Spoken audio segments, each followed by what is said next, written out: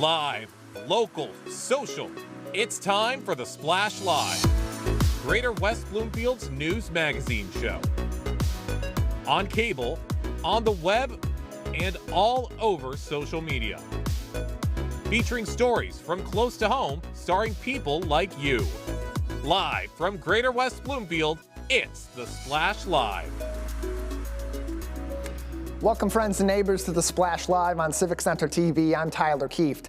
Thank you for joining us. We begin in West Bloomfield Township, where late last week, a testament to the resilience and the power of community brought a congregation rattled by violence closer than ever before.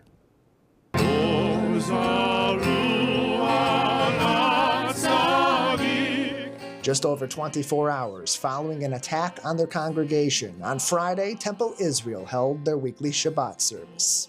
Different than planned, both in location and subject matter, this Shabbos featured a renewed sense of gratitude. Grateful to be with each other, to have the loving hands of the community reached out to them, and for the safety of all who call Temple Israel home. Tonight in this setting, what I am feeling is overwhelming gratitude for our Temple Israel community, for our Metro Detroit community, for everyone who has stood up and supported us in the last 36 hours. Thank you. On this Shabbat, we will say Birkat HaGomel because we survived an attack on our beloved congregation. Every staff member, security officer, and teacher survived. Every parent was reunited with their child. Everyone went home with their family. We survived. On a night where there was so much to be thankful for, Temple Israel's congregants and clergy turned first and foremost to those who were willing to risk everything when crisis called, thanking its heroes with their whole heart and thanking them by name. Steve Booth, Eric Nelson, Chris Swart, Scott McKee, Tom Ellis, Brad Lackey, Dave McNeely, those who were in our building yesterday, our Director of Security, Danny Phillips, Scott Woodley, Randy Johnson, Bob LaCouf, who is here tonight, Sheriff Bouchard, and for those of you who've seen the images, the scores of local and regional law enforcement agents who made their way to save us. To all of you, you are our angels. Temple Israel's congregation was together again, one day after its worst day, a day where many of its own were at their very best when those most vulnerable needed them. I am so incredibly proud of our teachers.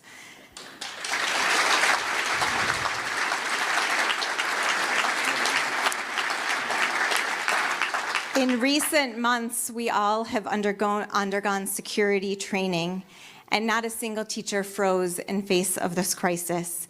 They did exactly what they had been trained to do. They smiled and they laughed as they schlepped a bunch of babies wrapped in blankets through hundreds of police cars so that the kids weren't scared.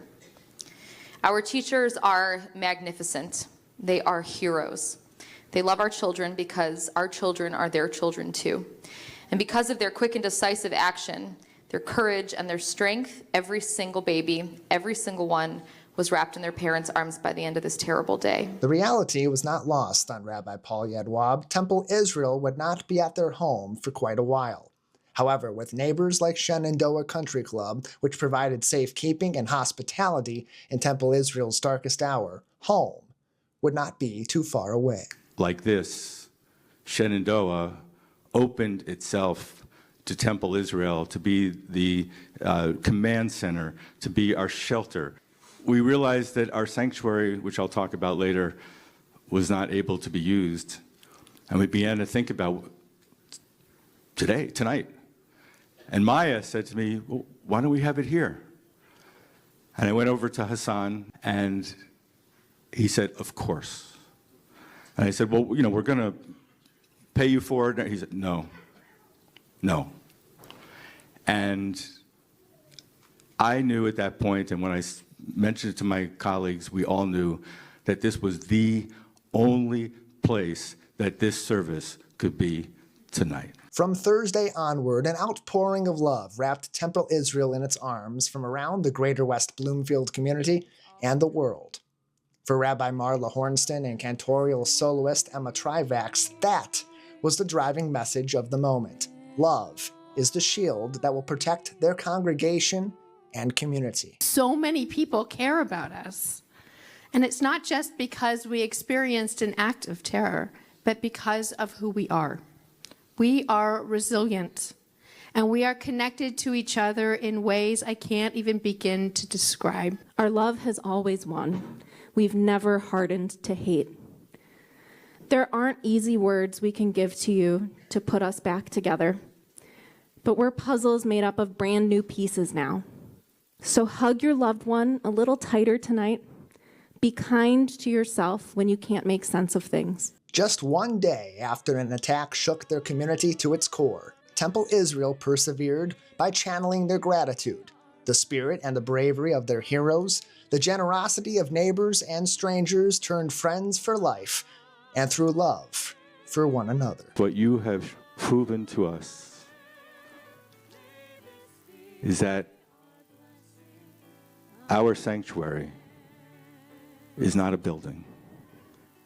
Our Mishkan is not made of wood and bricks. It's you. We are not okay, but we will be. And we will be because here tonight, I'm here with you. I see our ECC teachers here. I see our ECC parents. I see our children dancing and squealing in the aisles and on the sides. And I know that we will be okay. At some point, we will be okay.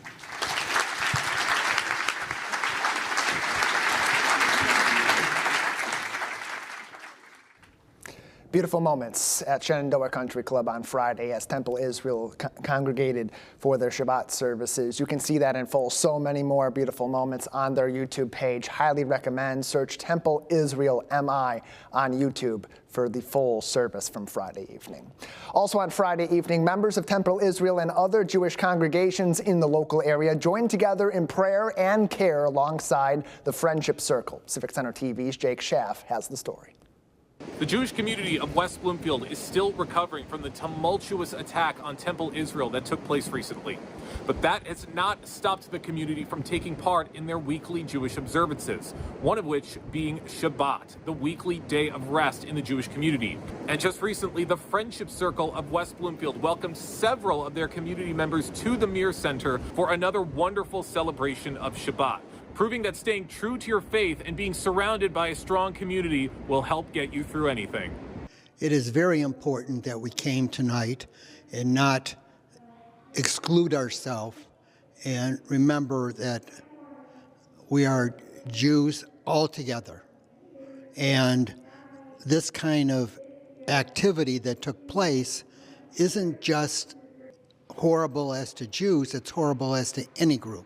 We must continue to stick with each other and support each other through thick and thin.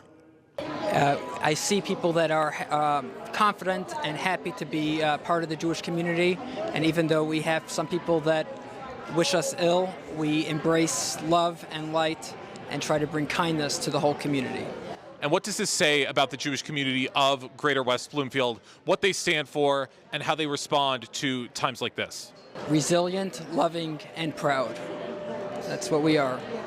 I mean, we were so upset about what happened and anxious, and we had to have meetings this morning about it to let some of those feelings go. And so it's very, very important. And seeing the security guard here and in the area is very important too.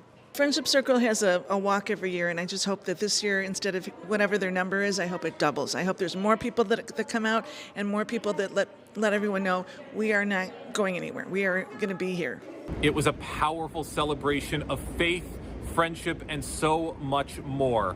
Even in our darkest times, West Bloomfield remains strong and united to the core values that make this community what it truly is. For Civic Center TV, I'm Jake Schaff.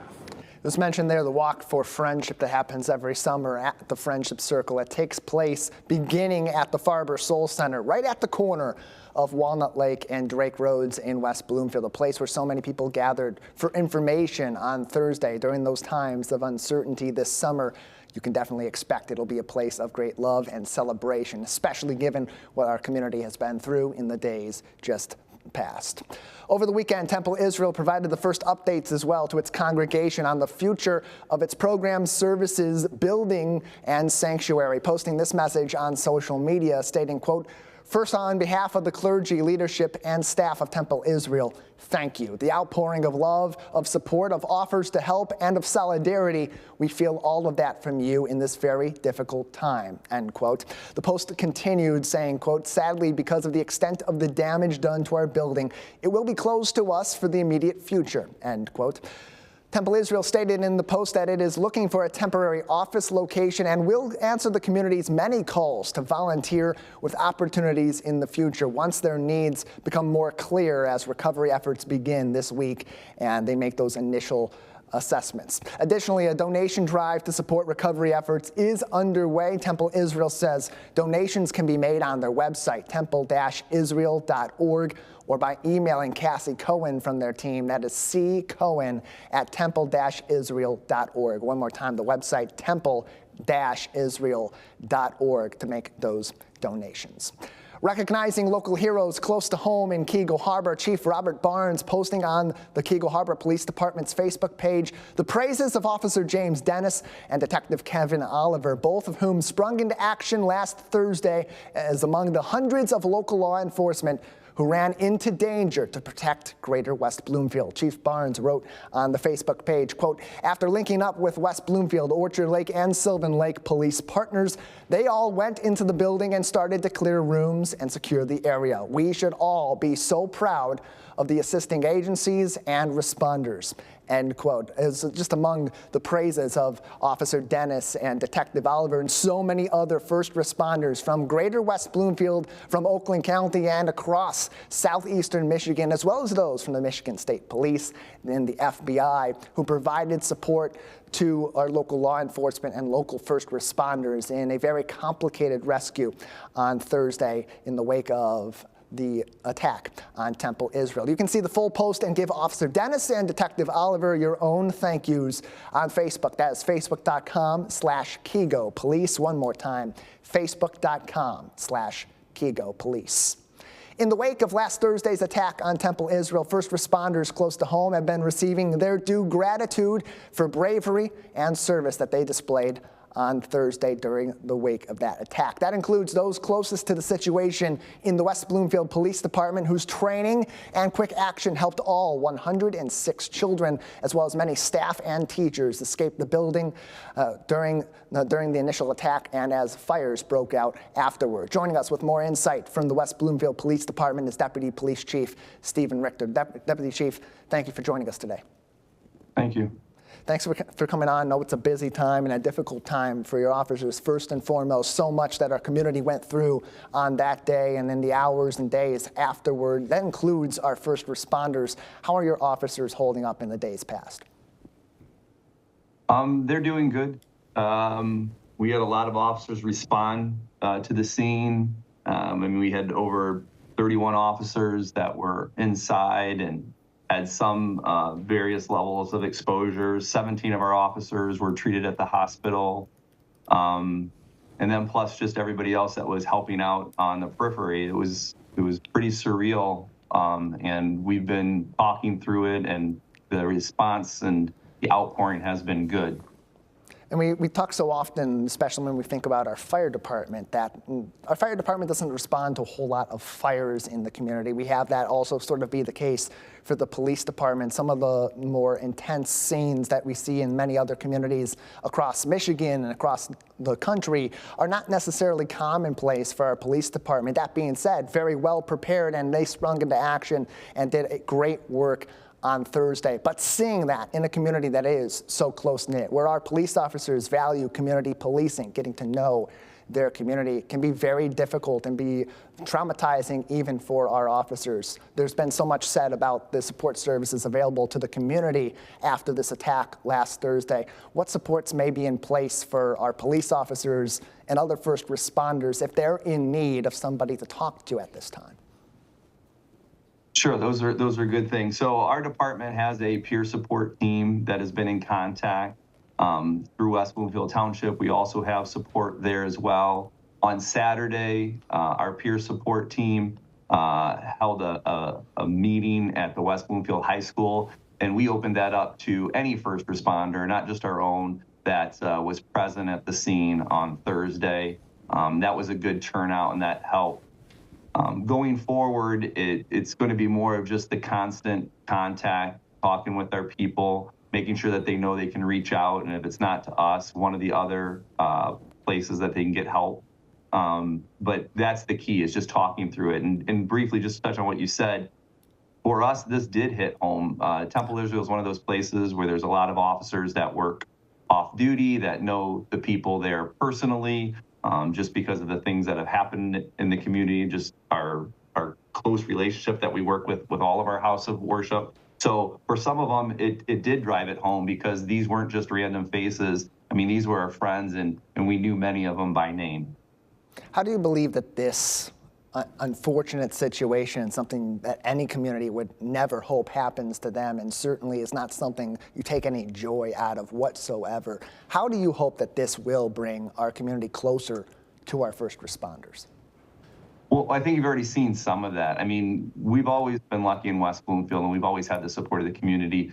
But just the day of, Shenandoah Country Club right across the street, they opened up the doors for the evacuees, and they helped to feed the children, and they kept everybody safe while we were working on reunification. And then the very next night, Temple Israel was able to host their services from Shenandoah. But West Bloomfield has always been a great community for support and coming together. And we demonstrated that again here over the weekend with this horrific attack. Nobody said, everybody asked, what can I do? And to the point of where, unfortunately, we love it, but sometimes we do have to tell people, well, thank you, and we'll get back to you. But right now, I mean, there's just so much that we can only take so much help. But that's just one of the benefits of working in a place like West Bloomfield, where everyone gets along, regardless of your race or your religion and stuff like that. Deputy Police Chief Stephen Richter is with us from the West Bloomfield Police Department. More updates on public safety from them can be found on their Facebook page at West Bloomfield PD. Deputy Chief, so much has been said in the days past, especially on Thursday, about how much training played in to the ultimately safe outcome with all 106 children, all 140 plus people in the building at Temple Israel on that day, making their way out safely at the end of that crisis. How much of a factor did that training play into your officers' ability to snap into action, and plus with that familiarity of the area, be able to get there, know where to go, and get people out safe?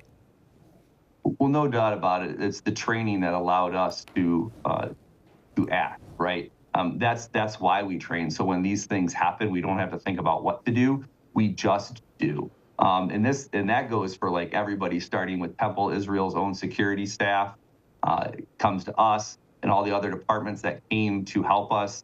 Like I'm sure you've heard, or there's been reporting elsewhere, there was over 600 officers from 42 agencies that came to assist us.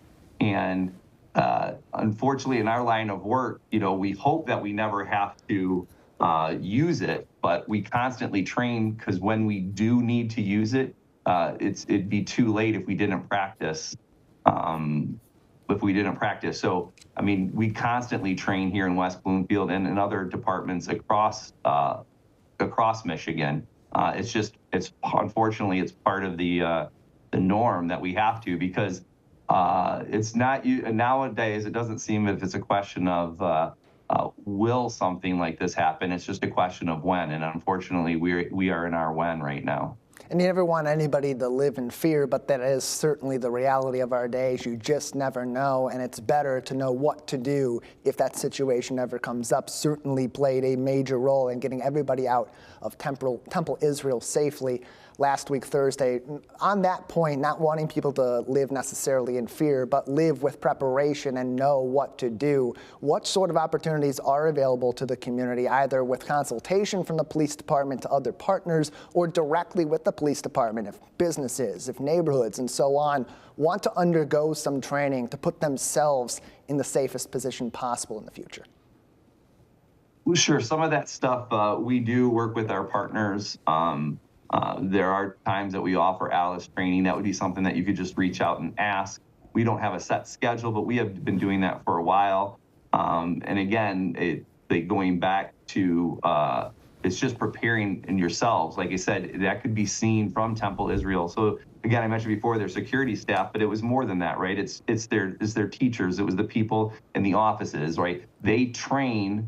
They train on this on a regular basis for these reasons. And that's what most people, unfortunately need to think about is nobody wants to do it, but it's just one of those things that it is a necessity because when something does happen and everybody knows how to act, what role they play, and then you can hope for good outcomes. And this was the best outcome that you could have. All of the teachers and the staff were able to gather up the children, and with the assistance of the law enforcement officers, we were able to get them off campus into a safe place, and that came from training.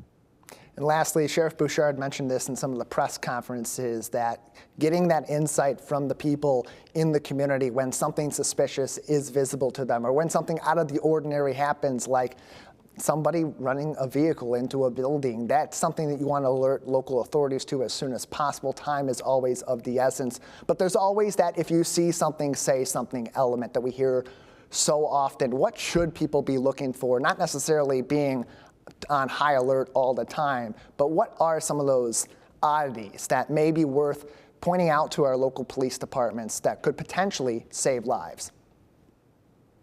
Well, so the reason we keep harping on this see something, say something is nobody knows their place where they live, their community, their business better than the people that are there. They're there on a daily basis.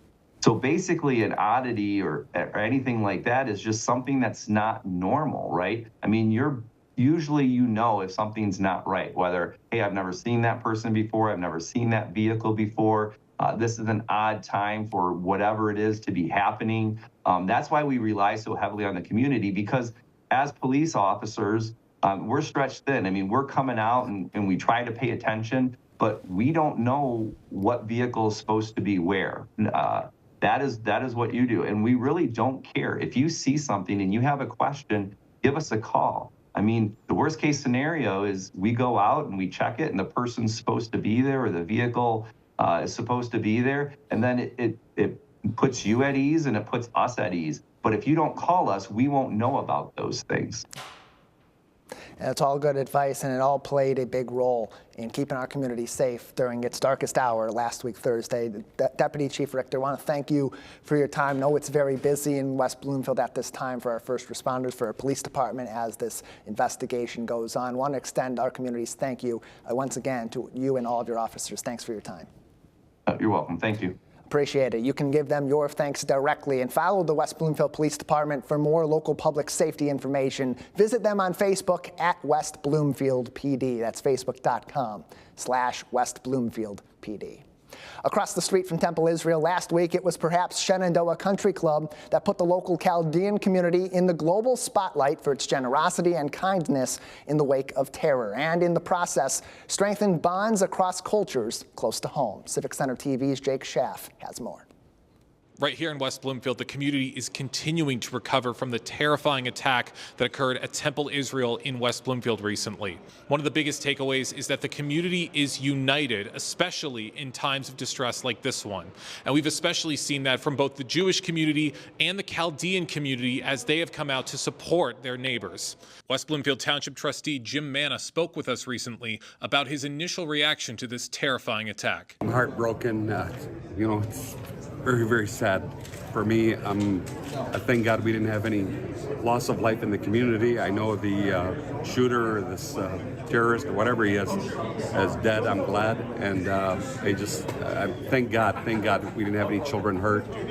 And I'm so proud of my community for the support, and for Shenandoah, our country club, our private country club that came out and welcomed a lot of the parents, a lot of the children that were there. We had a phenomenal outpouring of police, every federal agency you can think of, and it happened the way it all happened. And I mean, I got news of it as it was happening from our police department, and it really shakes you up. And again, I'm so thankful.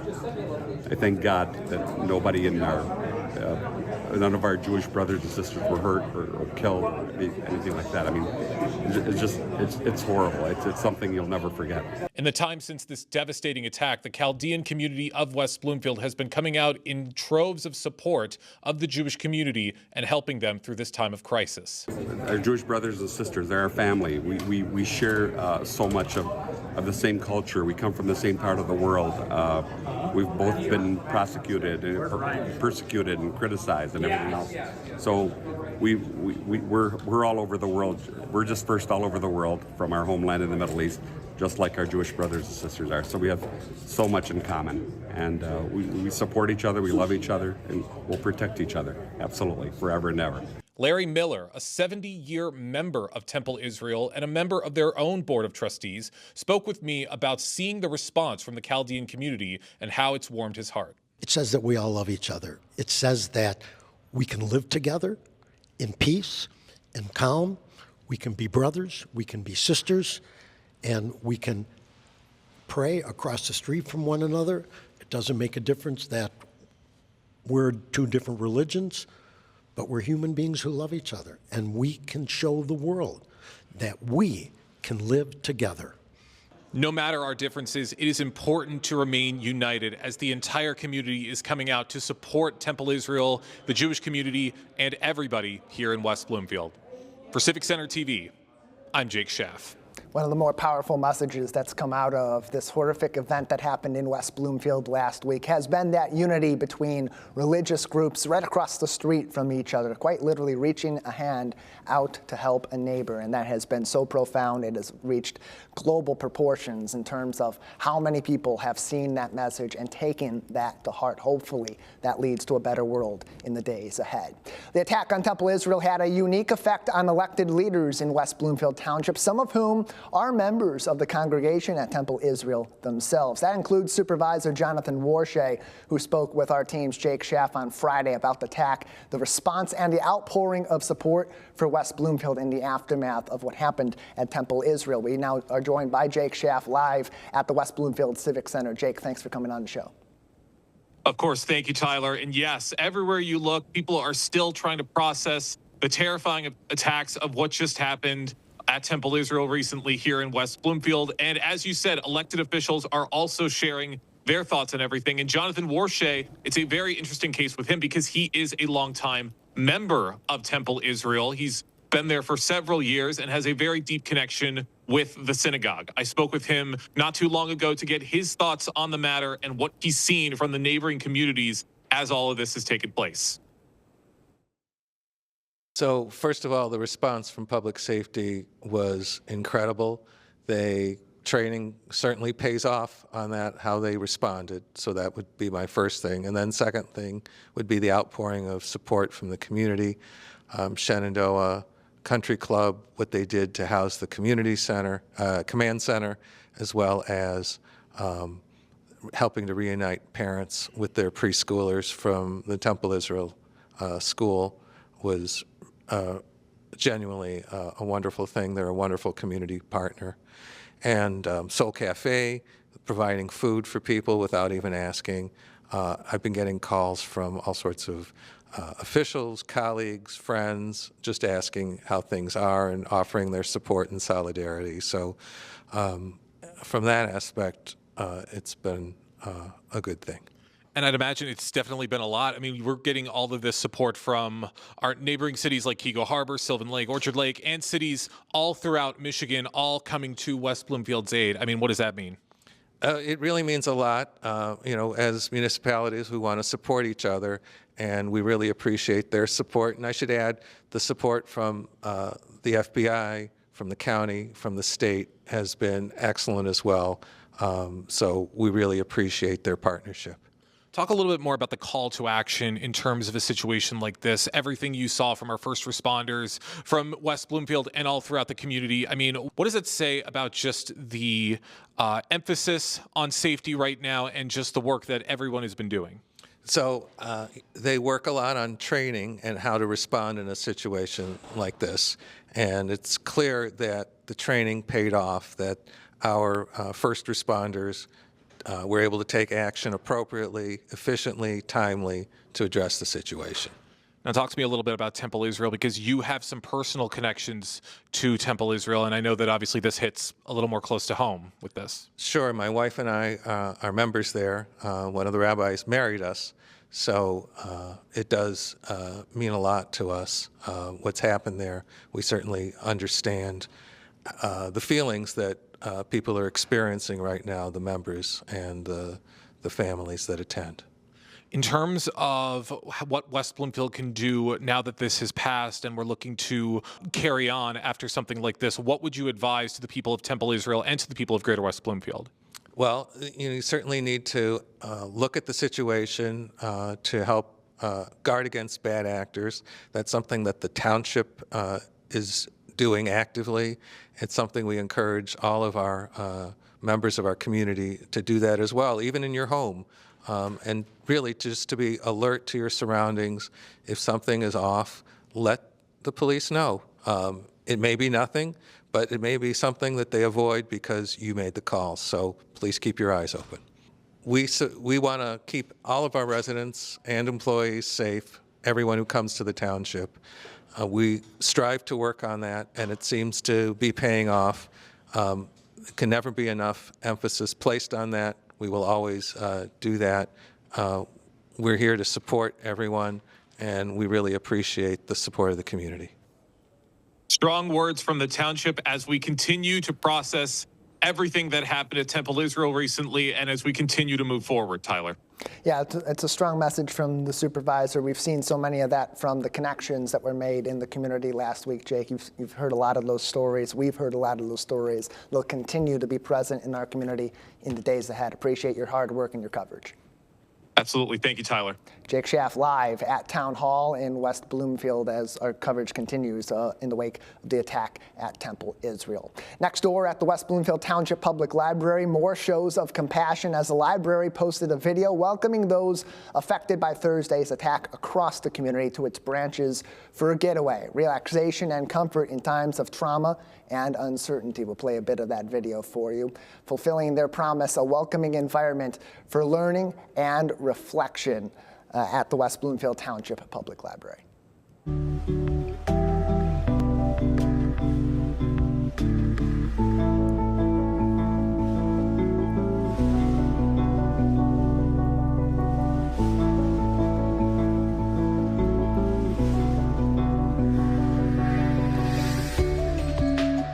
Just some of the message provided by the library as they welcome people back into their doors. They were locked down for several hours on the day of the attack and had some differing hours in the days afterward, but now back to regular operations and want to make sure it's a place of comfort. At their main library, places like their relaxation room, definitely expecting a little bit more foot traffic in the days ahead. A great place to go for some quiet time, for some reflection, to get away from the stresses of the world for just a few minutes, and do so right here in our home. See the full video and keep up to date with the library's programs and events on Facebook at West Bloom LIB.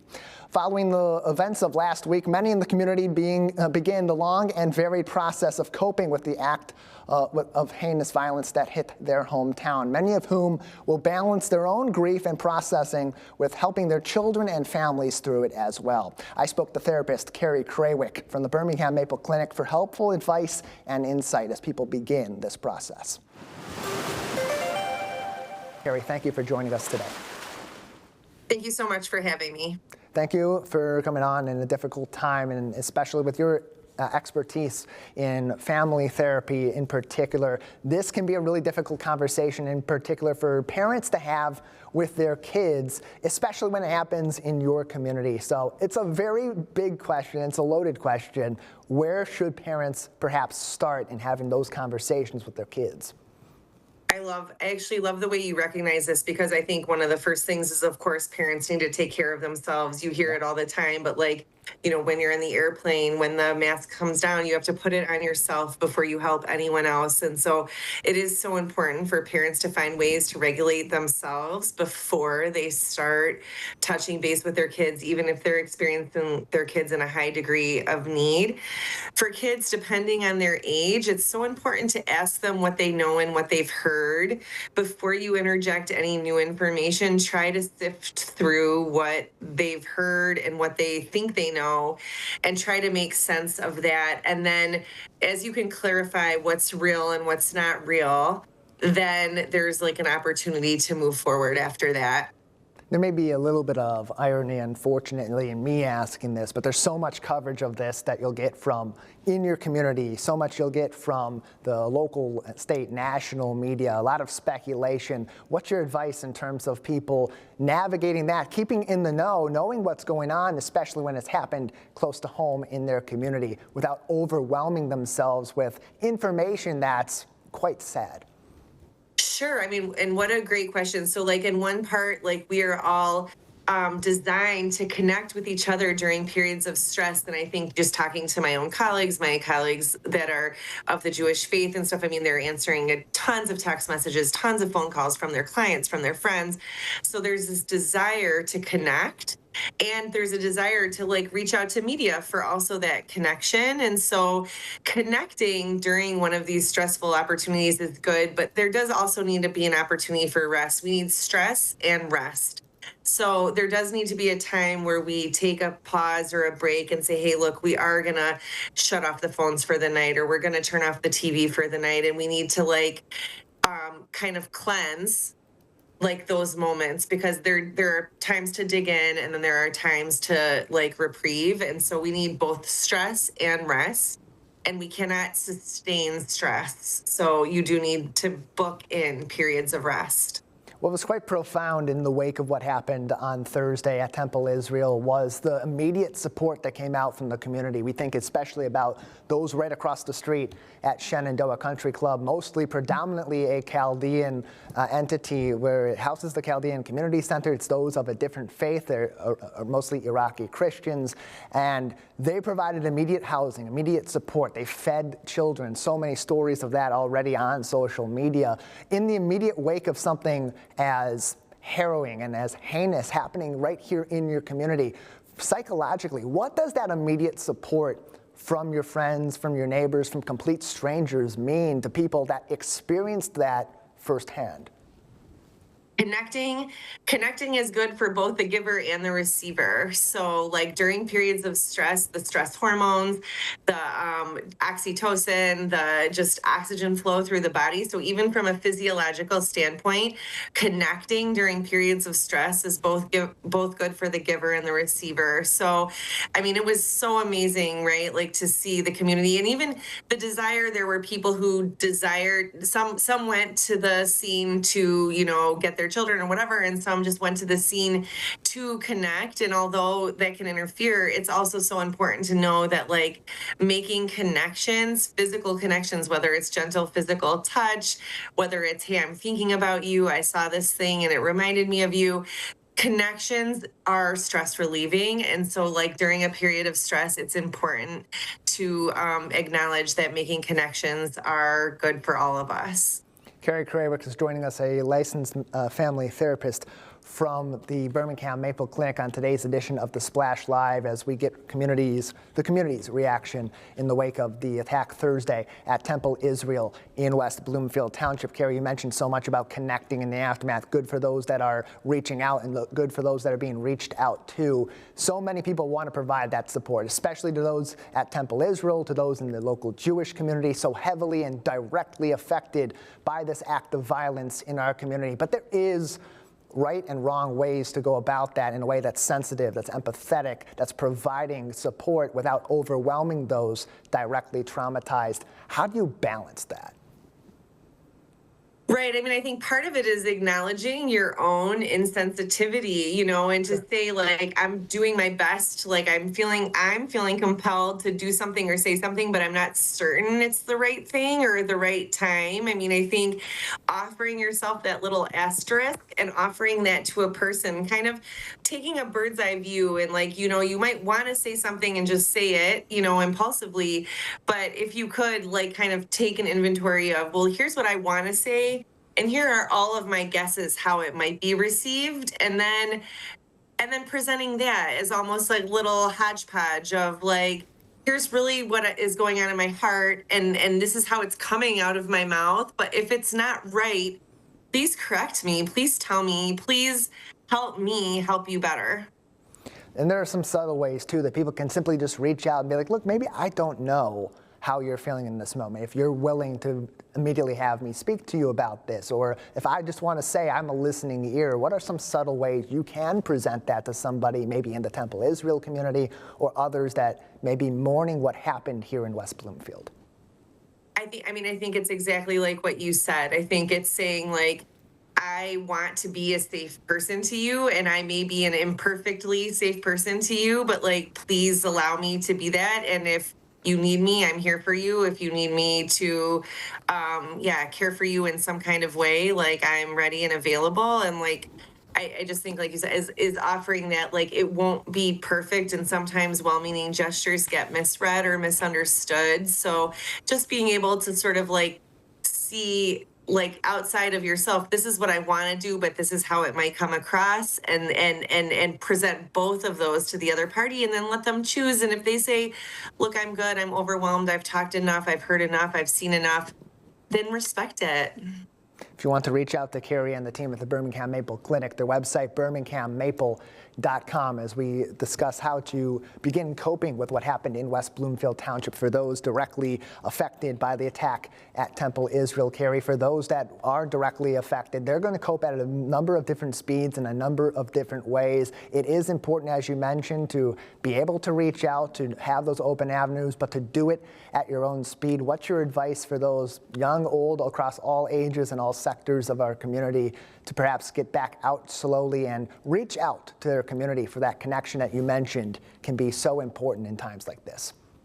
Sure. Don't assume that it's going to look any certain way. I mean, even my own children are students in Bloomfield, so they were in lockdown yesterday. And although they're not of the Jewish faith, they did experience the lockdown. So like they were different last night. One was exceptionally tired. One was exceptionally hyper. So, I mean, I think for parents, it's not so much thinking that your kid's going to be a certain way. It's sort of being ready for any way that they are. And one of the things we want to see is that it dissipate over time. So of course, today you might have a lot of questions or a lot of agitation or a lot of nerves. But what we'd like to see is it incrementally gets smaller the days as we move away from this. And if you're seeing that intensity stay the same, that would certainly be an opportunity to have an evaluation by a therapist or psychologist or someone to say, hey, like we would just, after any kind of event, we would like to see it trickle towards normalcy.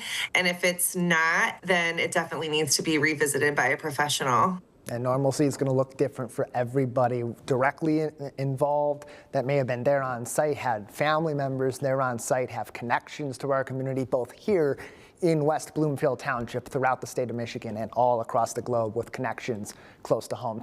Carrie, I want to thank you very much for joining us and for providing this advice that is very much in need for many in our community today. Thank you for having me. Everybody copes differently, and good advice from Carrie and the team at the Birmingham Maple Clinic, as people will process this at different speeds and in different ways, and we can always be helpful to each other through that process. All over the world this past weekend, words of support pouring into West Bloomfield from across the globe, including from neighbors close to home right here in Greater West Bloomfield. Civic Center TV's Jonathan Montgomery spoke to local residents to hear their kind words for Temple Israel. Times like these, it's very important that people in this community support each other. Here are just some of the encouraging things that West Bloomfield residents had to share. It's a heartbreaking situation, but I send my love and my prayers. It's my Temple community. I send my love and my prayers to the clergy, to the staff, to anybody affiliated with Temple. It's just a hard day, and sending my love and prayers.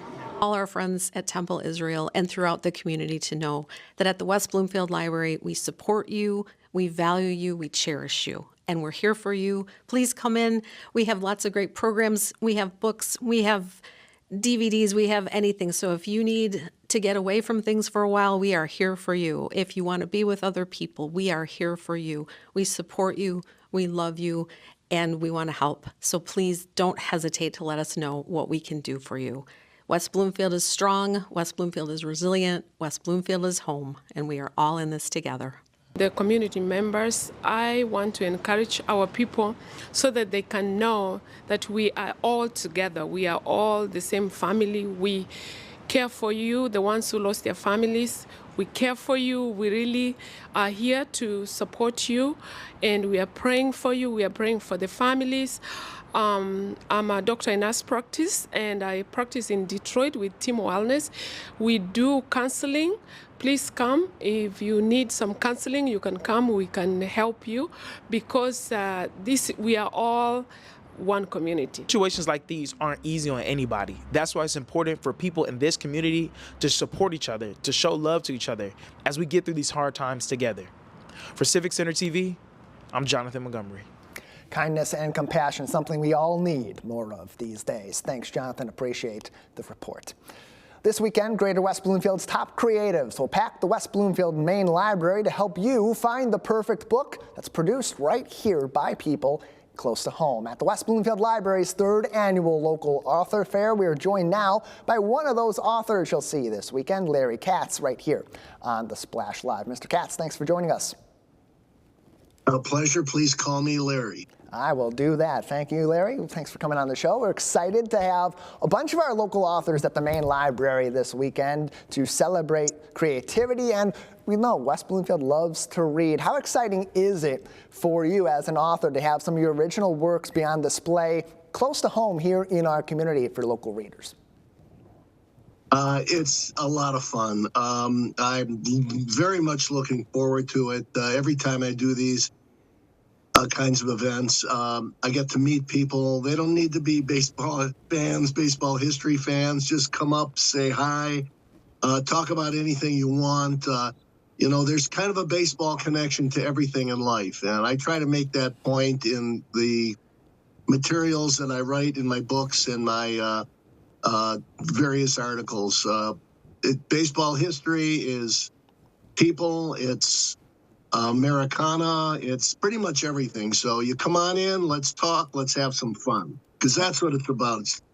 It's fun. It's not that deep, it's not that heavy. I try to do some stuff that connects to viscerally to things that people can relate to. But even if they can't, just come by and let's talk and let's enjoy the day. Yeah, absolutely. And as you mentioned, so much of baseball history, like with any other sport, is somewhat of a landmark in history for our communities. And so as you bring your works to the West Bloomfield Township Public Library, you mentioned baseball being a big part of that. Tell us a little bit about the piece that you're going to be presenting at the local author fair. Well, this is a story of baseball before World War II. It's a completely different time. Yeah. I don't know if young people could relate to the challenges, the difficulties, all of the things that people were dealing with during the Great Depression and the looming World War II. So the people were struggling financially. They were worried. There was a lot of fear. Baseball presented an opportunity for people to connect. It's a continuation of American life, which never ceased, even throughout the entire World War II. The game continued on, unlike actually recently in the last few years where we've had strikes, and probably, unfortunately, we're going to have a lockdown soon. But during the period of time that I wrote about, and the book is called Baseball in 1939, the Watershed Season of the National Pastime. But my intention in writing the book was to bring together the past and then show how the future might look in light of the experiences that people were going through during this period of time, the pre-war era. Larry, what's so compelling about the local author fair, and has been the first 2 years that's been hosted by the West Bloomfield Library, is not only getting to see these stories that are made by creatives in our community here in West Bloomfield and in neighboring areas, but to learn the journey of some of our local creatives into writing, some people who never thought they'd be a writer at all. What did your journey look like? Well, my journey started a long time ago. In 1989, that was my first foray into publishing. Prior to that, I guess you could call me a professional writer in the sense that I did a lot of legal writing before 1989. But in '89, my article on the 50th anniversary of the Baseball Hall of Fame was published by Sports Collectors Digest. And at that point, it kind of motivated me to think, well, maybe, I can actually write a book, which I did several years later.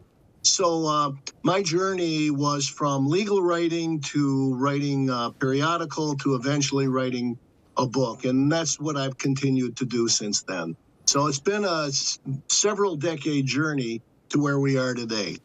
Larry Katz joins us on the Splash Live. He'll be one of many local authors at the 3rd Annual Local Author Fair happening Sunday, March 22nd from 1 p.m. to 4 p.m. at the main library in the West Bloomfield Civic Center on Walnut Lake Road. Larry, this is a great event because it brings together authors that maybe aren't necessarily on the national scale. They're not New York Times bestsellers yet, but they could very well be there very soon, and allows people to have that interaction directly with people who are telling these stories. How does that excite you as a writer and maybe inspire you for some of your next works coming in the years ahead?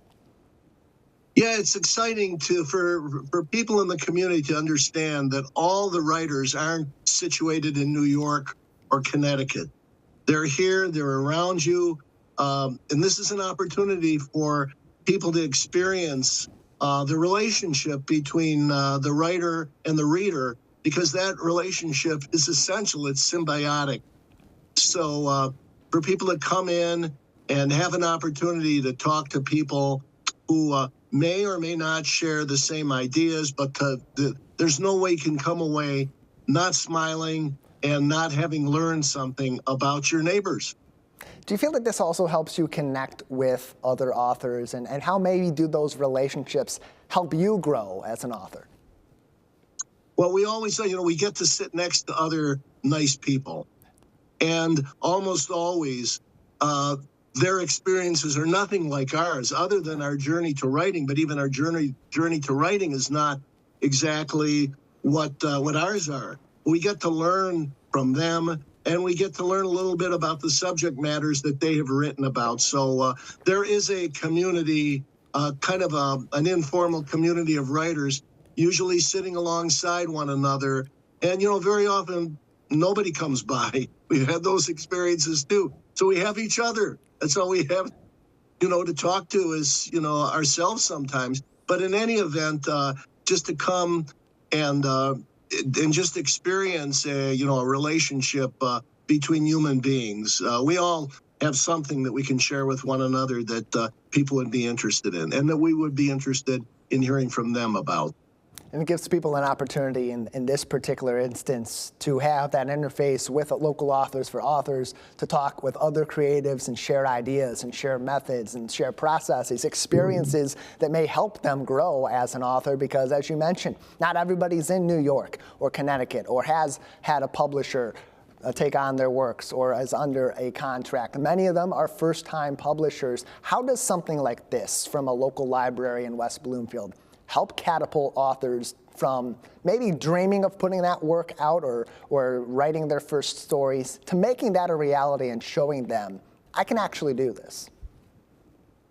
I think it's wonderful that the West Bloomfield Library has a program like this, and I think this was their 3rd year that they've put a program like this together. And I think it's really great for people to have an opportunity to come in and not just pick up a book and walk out, but in this instance, to be able to come in, talk to the author, and then hopefully pick up a book and have something to read after their experience here locally. So the fact that the library is putting this out, they offer books, they offer research opportunities and various other things. But this is really something special when you have some authors come in and make themselves available and open themselves up to the local community. What could be bad? This is an event where only good can come. And then that's why I support it so much. And I'm so happy that I've been asked to appear. Yeah, we're going to have lots of really friendly people there that are looking to share their creativity, share their stories, and so many people in our community that are enthusiastic about our library and about reading right here close to home in West Bloomfield. His book is Baseball in 1939, the watershed season of the national pastime. He'll be one of many authors at the local author fair happening on Sunday, March 22nd. Larry, anything else you'd like to say before we see you this weekend? I would just say, come on in. You don't have to buy a book. Just come on in, say hi. We can talk about baseball or we can talk about whatever you want. I know it's going to be fun. And I don't just want to sit there by myself. I want people to come in. Just come in and say hi. I'm really looking forward to it, and I'm so happy and grateful that you had me on here today. Always a pleasure speaking to our local authors and promoting what's going on over at our library. Larry, thank you so much for your time. Thanks for having me. More information on the West Bloomfield Library's local author fair, the third annual happening this weekend, can be found on WBLIB.org or follow them both on Facebook and on Instagram, where their handles are at WestBloomLIB. We leave you today with a fond farewell to one of West Bloomfield's finest community servants. Longtime West Bloomfield Library Board Ken Macon passed away this weekend. Ken served several terms on the library board, including 3 as board president and 4 as treasurer. In 2025, Macon was awarded the Jeff Lieb Lifetime Leadership Award at the Michigan Week Community Awards breakfast, noting his 16 years on the library board and countless other volunteer efforts as well. Ken Macon served our nation in Vietnam as a commissioned Army artillery officer. According to his wife, Deborah, a cable commissioner and volunteer extraordinaire herself, Ken was, quote, battle-tested, end quote. Others, such as Library Director Kathy Russ, said Ken Macon was diligent, smart, savvy, and supportive.